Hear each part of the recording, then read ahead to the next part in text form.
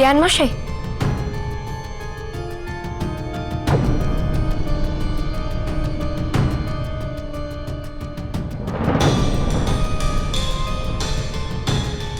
কি হয়েছে রাজকুমারী? তুমি এই অসময়ে রাজসভায়? আমার কিছু স্বর্ণ মুদ্রা লাগবে এক্ষুনি। এক্ষুনি? কিন্তু মা, তুমি তো শুনলে রাজরানী সকলকে বাজে খরচ কমাতে বলেছেন।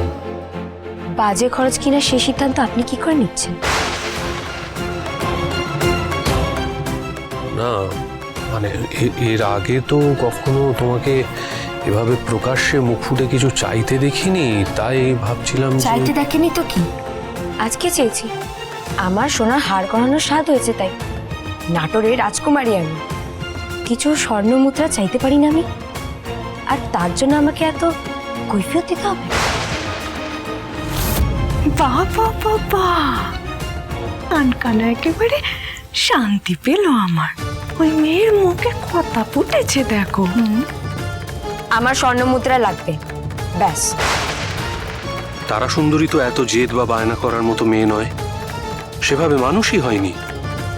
নিশ্চয়ই কিছু একখানা গন্ডগোল আছে। কি হলো, কিছু ব্যবস্থা করুন। বেশ, আমি রাজরানীর কাছে বিষয়খানা উত্থাপন করছি। কেন মাকে তো জড়াতে হবে কেন?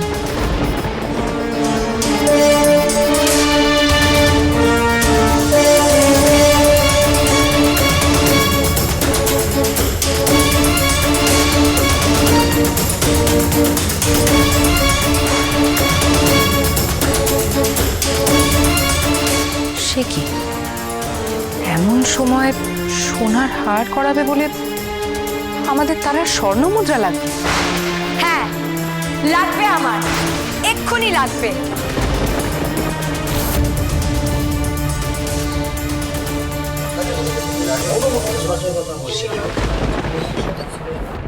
সাধন,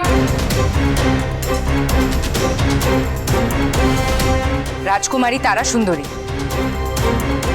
আমি এই মুহূর্তে সভায় বলেছি যে আমাদের সকলকে সঞ্চয় করতে হবে। আমাদের প্রজারা আসন্ন যুদ্ধের ভয় রয়েছে, তার উপর রাজকরের চাপে আমাদের অর্ধেক প্রজাদের পেটে ভাত জুটছে না।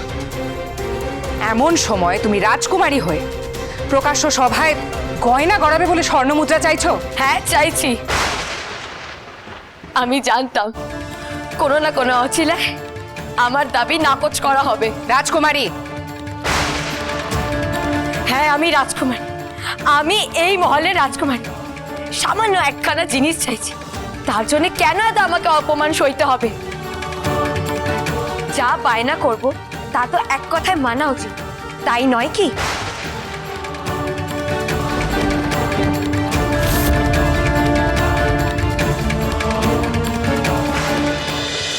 রাজরাজেশ্বরী রানী ভবানী, সোম থেকে রবি প্রতিদিন বিকেল 5টায় স্টার জলসায়।